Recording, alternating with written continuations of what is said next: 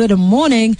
You are hanging out with me, Adele Onyango, on Breakfast with the Stars. Stick around for Youth by Shawn Mendes. But speaking of stars, our star is here today, Valentine Njoroge. I love being described as a star. What? Yes. That's how you should start your morning. On a grey morning like this. I've arrived. Yes. And I was so excited that I saw Mercy, one of our listeners. It's like, oh my God, I remember last time, like, she really moved me. I'm coming with, like, a whole year ago, she remembers. Notebook and pen. The pressure. Yeah. How have you been 1 year on? I've been really good. Yeah. I've learned so much this year. I started Dadasphere. Remember I was saying, that's it's what a TED for African women. Yeah. And then it's turned out to be something not completely different. We're still doing talks. Mm-hmm. Women are still speaking and telling their stories. Yeah. But it's a healing space. Okay. It's not like TED, because I've also curated TED. It's not TED. Yeah. Women come in, like there's a woman called Elaine Nasieku. Yeah. She spoke about her family kept a secret from her. Okay. So she spoke about that, and she was telling me after the event, she's like, Valentine, I walked off that stage, I had completely let go of everything they ever did or didn't do or whatever. I've forgiven them. I've moved on. She's like, I feel so free. I feel lighter. Yeah. So it's that. It's a safe space and a healing space. Yes. And you spoke. I spoke. So it is that. And what I love. The first one. At the first ever one, guys. The 1 year, like when Valentine was like, it's been 1 year, I was like, you're lying. You're lying. And it really has. Mm-hmm. It really has. And so one thing that I love and I'm a big believer in is sharing your stories. Yes. Because most of the times when people are going through things, especially women, when we're going through things, we think it's just us. Yes. And so you're just like, and you're embarrassed, so you keep it to yourself. Or you're ashamed. And on that one day, whether it's by mistake or on purpose, that you share the story or you hear somebody sharing this, you're like, oh, kumbe. Yes. We're all in this madness together. And I'm not by myself, Exactly. and other people are struggling to figure stuff out. Yeah. It's like, oh, okay. Yeah. So, what has been 1 year of Dadasphere, 1 year of creating this platform for women to heal, but also to share their stories? What has been your highlight in the 1 year? Ooh, there've been so many. Yeah. My favorite, so we have a different theme with each one. Okay. My favorite one was bodies. Okay. No surprise there. I'm a sex writer. Whatever, you know? But women's relationships with their bodies. Like one woman spoke about choosing not to become a mother. And the women's response are like, how do you choose not to become a mom? And, you know, another woman, Anne-Marie Burugu, she spoke about her relationship with fitness. She's doing this 365-day challenge. Okay. And she spoke about how she used these words to describe her body. And when you look at her, you're like, how could you say that you were ugly or, you know, or ashamed of your body? Because she's gorgeous. She's on the cover of True Love. Is it this month or was it last month? Yeah. It's last month, November. And so it's been... I think the most intense thing has been seeing how people see themselves. Yeah. And like you look at other people, you think they all have it figured out. And then when they start talking, you're like, you're just like me. Yes. And I think like, so it's interesting, especially bodies, whether you're women of different ages, so young to whatever age, you always have this insecurity and you're just like, if only like, just add a bit more here, take out this, and somebody else is looking at you like, okay, I wish I had her. Yes. I hate my arms, for example. I'm like, if they could just be 2 inches, like less, like I would be so happy. Yeah. And then the second thing is just understanding that, and I was telling a friend this over the weekend that when I used to look at my mom and adults, as a kid, I used to be like, I can't wait to be an adult and just have everything figured out and just like always know what to do. My life. And then I became an adult and I realized even our folks were just going with the flow, like, okay, let's try this. I feel like I know less as an adult than I did at 15. You know, like I was so arrogant at 15, like, Mom, really, you don't understand. You never really figured things out, guys. You never really do. And what has been the greatest challenge? Because, you know, even people listening now, maybe they encompass money. And you start off something, you know, a small event. What is the greatest challenge? Money. Okay, in what sense? So I was doing this show on it's called Connect. Yeah. So I saved money from that to start Dadasphere. Okay. hey, Yani, I thought you'd go Sijui how at by the second event we'll have sponsors. We did not have a sponsor until the last event, which was the 5th one. Wow. And even then it wasn't full sponsorship. They paid for the venue. So yes, I still don't have like a full-on sponsor. So money is an issue. Yeah. Ticket sales are an issue. It's a tough economy, and then trying to convince people like, come, it'll be worth it. So when people come, they tend to repeat, like they bring friends. Yeah. So it's growing, but that has been a challenge. And then Wandia Gishuro was amazing. She couldn't make it for the first one. She came for the second one, and then we had this conversation on the phone. We talked till my phone died. Like she was like, Valentine, you have a great idea, but you're all over the place. Yeah. So she was like, focus. What are you selling? I was like, it's the content. So she was like, focus on your content. Yeah. So I stopped marketing. I stopped looking for sponsors. I stopped sending PowerPoints, booking, can I do a presentation? Yeah. I stopped completely, and I felt so relieved. I hired a speech coach. Yeah. And the quality of the talks has just really blown up. Yeah. Yes, because he's very good at, like, this is how you start, this is how you deliver your story. Yeah. Yeah. So now also the women who speak are walking away with a skill. Yeah. Because now they're like, please, I spoke about my personal stuff. Now I can do whatever business pitch or whatever it is. So I'm also happy about that. So it's been a journey. So you, in terms of maneuvering the money aspect, so do you look more? So obviously there's narrowing down on one thing. What exactly are you selling? It's got to be like that one thing so people can get it easier. What other tips are there around the money? So focus on what you're selling, and then put your resources in the most key in developing your product, and then listen to your consumer. Yeah. So I read this book, Why She Buys. Yeah. And I was like, I never asked these women even what day of the week they want this thing to be. Yeah. So I asked my audience, I was like, you guys, when do you want this event? It used to be a Thursday night. Yeah. They're like, wait, can you move to Saturday morning? Thursday evening, we're picking up kids, we're doing homework, we're doing whatever. We're tired. It's not working. Yeah. Yes. So I was like, okay, that was simple and very effective. So then we moved to Saturday morning. We had an entirely different crowd. Yeah. Yes, like now more moms and whatever who are like, we've been saying the same, but we couldn't come. And then, so now I'm also experimenting, but it wasn't like a huge turnout. We didn't have like much bigger numbers than the last one. So now I'm experimenting. It's December 11th, which is a Tuesday, but it's like a Friday because the next day is a holiday. Day. Yeah. Yes. So, and also we are going to party Kidogo there, Okay. So Lawrence, follow-up question. However, so we are celebrating Valentine Njoroge because her platform to allow women a space of healing and a space to share their real personal stories, Dadasphere, has turned or is about to turn 1 year old. Yay. And she was here last year this time to actually invite us to the first ever one. It's crazy how time has flown by, man. And so many learning points that you've mentioned along the way. Now, 11th December, we're celebrating 1 year. What's going to be different about this one? So there are things we've added, and there are things we've taken away. Like I was telling you, your business is like a child. You give birth to it. You have ambitions. My son will be this. Yeah. And then your child just tells you, Mom, I'm not like that. I'm like this. Yeah. So that's what I'm learning with Dadasphere. Like we started, the ticket price was 3.5. Yeah. Kenyans were like, Ati?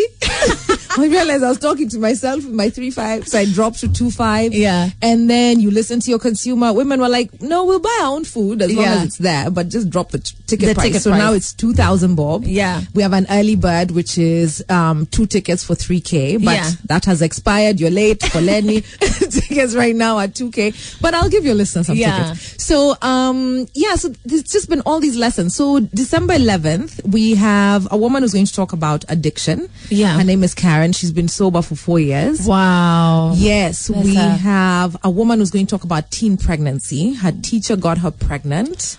That is so timely. And that's such a necessary... No. She's 28. This guy is still teaching.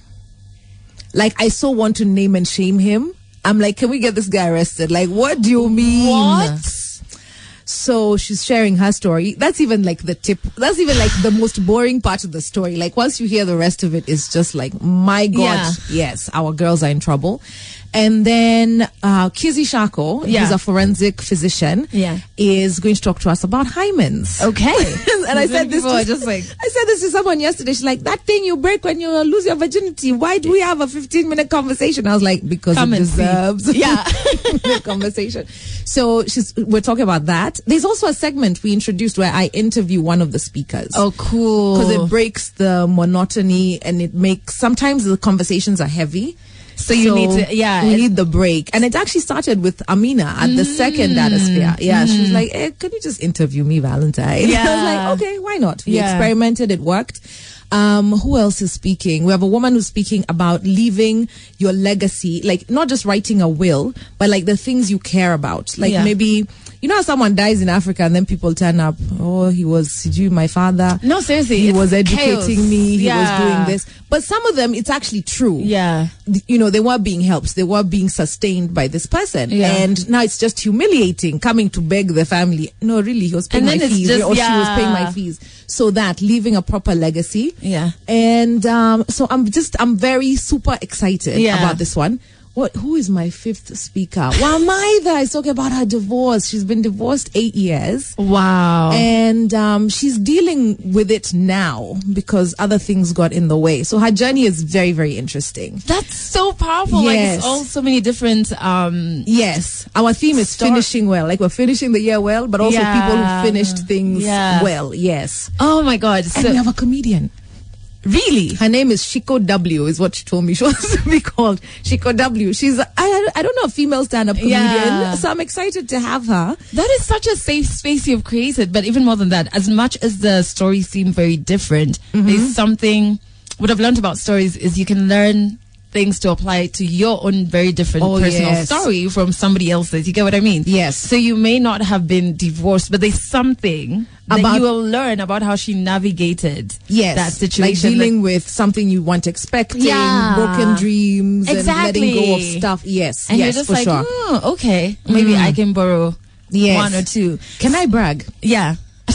Can I brag? That is so Kenyan. That's so Kenyan. Not even a humble one. This is not humble. This is just a straight up brag. Yeah. So I was in Joburg last week. Yeah. And I went for an Oprah Winfrey lecture at the University of Joburg. And anyway, so she gave this long speech about her relationship with Mandela and how she started her school.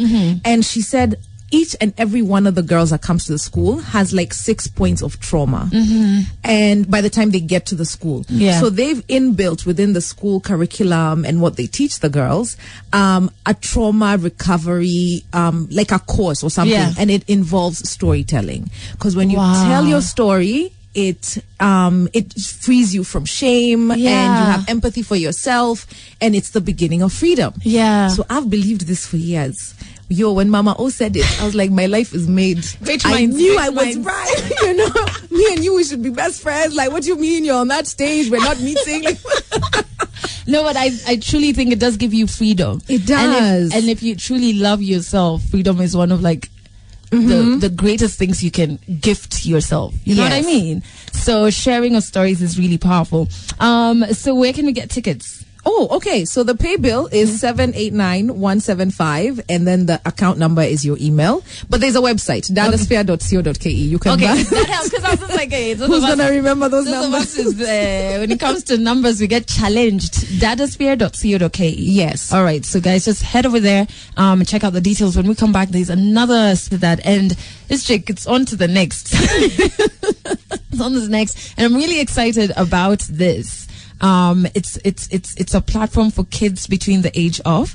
So it's a 5-part course. Okay. For parents. Yeah. Because I realize after years as a sex writer, parents are very embarrassed to talk to their kids about sex, sexuality, their bodies. They're like, oh, go away. True. Yes. Yeah. So it's a difficult conversation. So I thought, why not create, and I don't know how to talk to kids per se, and I don't want to be in your house talking to your child. That's not the point. The point is to help you, the parent, like, this is the information your child should have at this age. Yeah. And this is what's going on with them and what they're curious about. So this is how you handle it. So it's a course to partner parents. Yeah. Yes. So it's 5 parts, because the first part is 0 to 5. Yes. And people are like, hey, sex, 0 to 5. I'm like, no, it's called kids and bodies. It's not about kids and sex necessarily. It's kids and bodies. Yeah. Because everything about your child starts to experience life through their body. Human beings, that's how you experience the world. You should have the proper terms. Like, your son should know he has a penis. Your daughter should know she has a vulva. Yeah. Am I allowed to say this on morning radio? I'm just... You've said it. The ones I've come out, I'm like, wait. It's like, yeah. But even that discomfort around terms, it's a proper biological term. Exactly. We're the ones who come up with all this emotional... And the taboo around it. Exactly. Yeah. Your child, you tell them the name, they'll say it, they'll move on. And then we act like then we get shocked later on when, kids go experimenting and they get wrong information because you're not giving them the right information. And then if you're embarrassed, they learn, oh, mom, this one gets a rise out of you. So they'll wait for guests and then they're like, mom.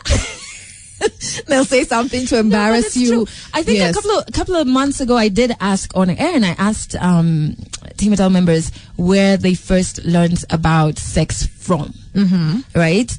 And then we took it further to like even STDs and STIs. Like, where did you first learn it from? Most people said it was in high school. There was this graphic video, I don't know if you there got was that a video. graphic. I went to Peponi, so we actually had like sex education within the curriculum because it's a British system. Yeah. But we also had someone come in. I've never forgotten the pictures of genital warts. Yeah. Yo.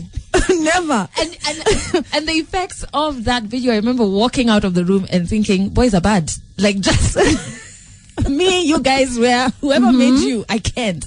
But it didn't transfer information. It just instilled fear, and then you want clear, like, okay, how do I protect myself? Exactly. Like, is it that if you have sex, like, this could just, is it bad luck? Yeah. Is it irresponsibility? Is it reckless behavior? Yeah. Like, what is happening? It wasn't. There are chosen few. Yeah.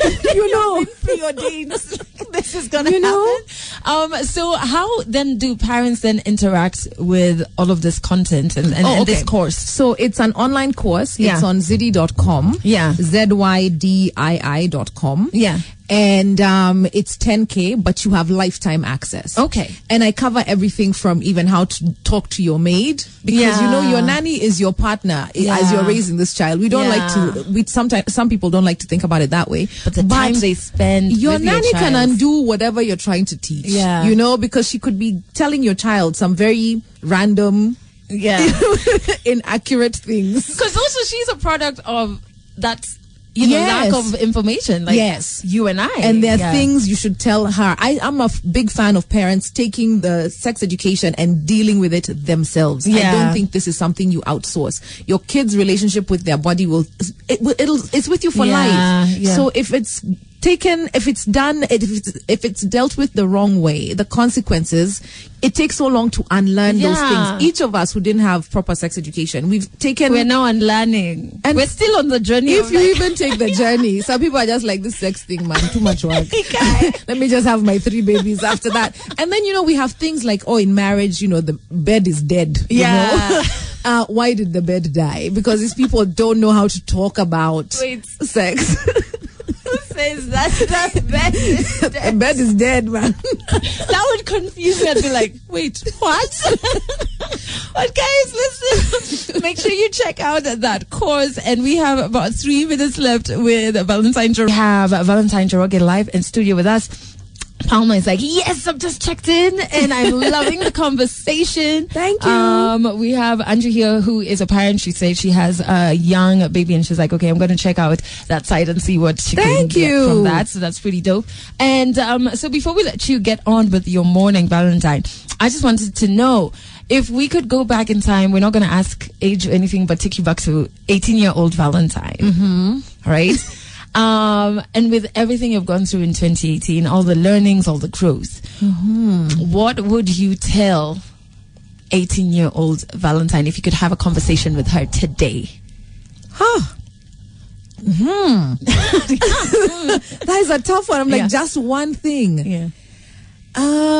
I think I would say that I should ringer for men more. That's what I would tell Senior Valentine. Just ringer for men more. Yeah. There are some people who I allowed in my life for way too long. Yes, where the disrespect went on for way too long. I was in an abusive relationship that went on for too long. So that kind of thing, I would say there's something I've learned now that I'm 40. Yeah. And I've learned I'm more Christian. I'm a born again Christian now. Yeah. And I was then, but I dumped God for a bit. I was like, you're boring me. I've bounced. I'll come back. And that's exactly what happened. Give me a timeout. So, in being a Christian now as an adult, because I got saved like 4 years ago. I was 36. And what I've learned is God was right. Like the God who made those sunsets I admire and Mount Kenya and all these gorgeous animals, this beautiful country we live in.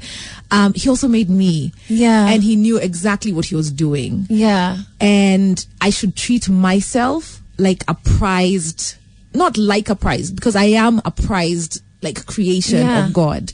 So don't let other people treat me like that's not true. So now that I believe it, it's made me kinder, nicer, more compassionate. Like I'm an easier person to be around. I'm also more real with myself. Like if I'm hurting, I'll say, you hurt my feelings, by the way. You know? But also like when I'm happy, I will say. And so in acknowledging what my experience is, it's easier for me to communicate that. And it's also easier for me to say, you know what, this really isn't working. And I can love you from a distance. So kwaheri.